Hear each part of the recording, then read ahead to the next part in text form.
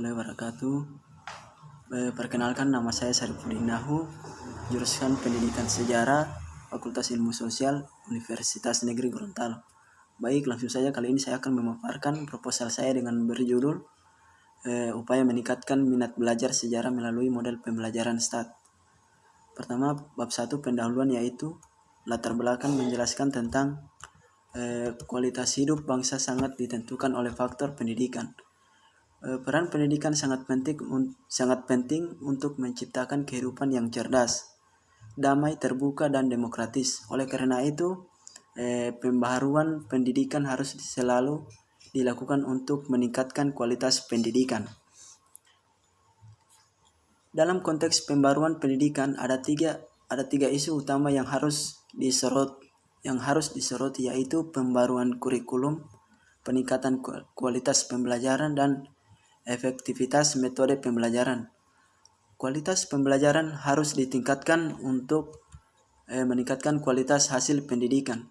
Secara mikro harus ditemukan strategi atau pendekatan pembelajaran yang efektif di kelas yang lebih dapat memberdayakan potensi siswa. Hasil pengamatan peneliti di SMA 1 Dulupi menunjukkan bahwa proses pembelajaran di kelas selama ini yang terjadi cenderung menggunakan komunikasi satu arah, yaitu informasi hanya datang dari guru ke arah siswa, sehingga siswa menjadi kurang terlibat aktif dalam kegiatan pembelajaran seperti berbagi gagasan dan pengalaman, bertanggung jawab terhadap tugas, kemauan menerima pendapat yang lebih baik, bertanya dan mendatangkan ahli, atau yang lebih buruknya adalah hasil belajar mereka yang mereduksi akibat dari ketidaktepatan penggunaan strategi pembelajaran tersebut, menyebabkan redahnya kemampuan siswa dalam memahami dan menerapkan konsep materi pelajaran. Oleh karena itu, diperlukan upaya dan meningkatkan keterampilan kooperatif dan hasil belajar siswa baik secara individual maupun klasikal. Upaya yang dilakukan salah satunya adalah menerapkan model pembelajaran kooperatif tipe STAT. Poin kedua yaitu identifikasi masalah. Yang pertama, siswa kurang memahami materi tentang pembelajaran sejarah, dan yang kedua, siswa tidak meminati mata pelajaran sejarah karena bagi mereka hanya membosankan. Dan yang ketiga, rata-rata guru sejarah kurang skill atau keterampilan dalam hal mengajar mata pelajaran sejarah di sekolah. Poin ketiga yaitu rumusan masalah. Yang pertama, bagaimana pengaruh metode pembelajaran kooperatif tipe STAT dalam meningkatkan hasil belajar pada mata pelajaran sejarah di SMA Negeri 1 Dulupi dalam menggunakan pendekatan metode, teknik, dan strategi pembelajaran. Yang kedua, apa yang terjadi di SMA Negeri 1 Dulupi jika digunakan metode pembelajaran kooperatif tipe STAT. Dan poin yang keempat yaitu tujuan penelitian. Poin pertama, untuk mengetahui pengaruh metode pembelajaran kooperatif tipe STAT dalam meningkatkan hasil belajar siswa pada mata pelajaran sejarah di SMA Negeri 1 Dulupi untuk mengetahui peningkatan hasil belajar siswa di SMA 1 Dulupi dengan menggunakan pembelajaran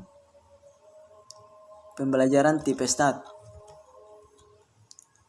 Baik, langsung saja di sini membahas tentang bab 2 yaitu landasan teori. Menurut Isjoni, merupakan strategi yang digunakan guru untuk meningkatkan motivasi belajar, sikap belajar di kalangan siswa, mampu berpikir kritis, memiliki keterampilan sosial, dan pencapaian hasil pembelajaran yang lebih. Model pembelajaran berisi strategi pilihan guru untuk tujuan-tujuan tertentu di kelas. Strategi menurut kegiatan belajar yang harus dikerjakan oleh guru dan siswa agar tujuan pembelajaran tercapai secara efektif dan efisien. Sementara itu, menyatakan strategi pembelajaran sebagai suatu perangkat materi dan prosedur pembelajaran yang digunakan secara bersama-sama untuk menimbulkan hasil untuk menimbulkan hasil belajar pada siswa. Satu strategi pembelajaran dapat menggunakan beberapa metode. Model pembelajaran juga dilandasi oleh berbagai prinsip dan teori pengetahuan, di antaranya prinsip-prinsip pembelajaran, teori psikologis, sosiologi, analisis sistem, atau teori lain yang membantu dalam sehubungan dengan itu. Model pembelajaran merupakan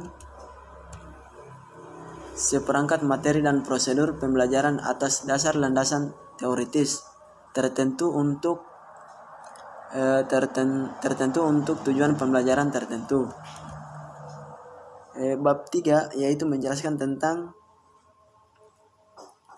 siklus 2. Pelaksanaan pembelajaran pada siklus ini sudah menunjukkan proses belajar siswa sudah tampak lebih serius mengikuti pelajaran dibandingkan dengan pertemuan pertama. Hal ini disebabkan mereka sudah mulai paham terhadap materi dan proses pembelajaran. Nah, langkah-langkah siklus 2 sebagai berikut. Yang pertama, perencanaan, menyiapkan perangkat pembelajaran sekaligus bahan ajar yang sudah disiapkan pada pertemuan sebelumnya yang merupakan lanjutan dari pertemuan sebelumnya, yaitu tentang materi pembelajaran. Dan yang kedua, menyiapkan daftar hadir siswa. Ketiga, menyiapkan media dan yang dibutuhkan untuk mendukung proses pembelajaran yang menampilkan epitome dari materi yang akan diajarkan. Dan yang ketiga, menyiapkan latihan yang akan dikerjakan siswa setiap kali pertemuan. Yang keempat, menyiapkan tes soal objektif yang akan diberikan di akhir jam pelajaran. Dan yang kelima, menyiapkan segala sesuatu yang dibutuhkan dalam kegiatan observasi seperti lembaran observasi pada penelitian. Kegiatan yang dilaksanakan pada tahap ini yaitu rencana pengembangan tindakan dengan melaksanakan tindakan supaya lebih meningkatkan semangat belajar pada peserta didik dalam penerapan model pembelajaran. Baik, langsung saja saya akan menyimpulkan materi pertama dan sampai terakhir ini dengan berdasarkan hasil analisis data dan penguji hipotesis, maka peneliti dapat menarik kesimpulan sebagai berikut.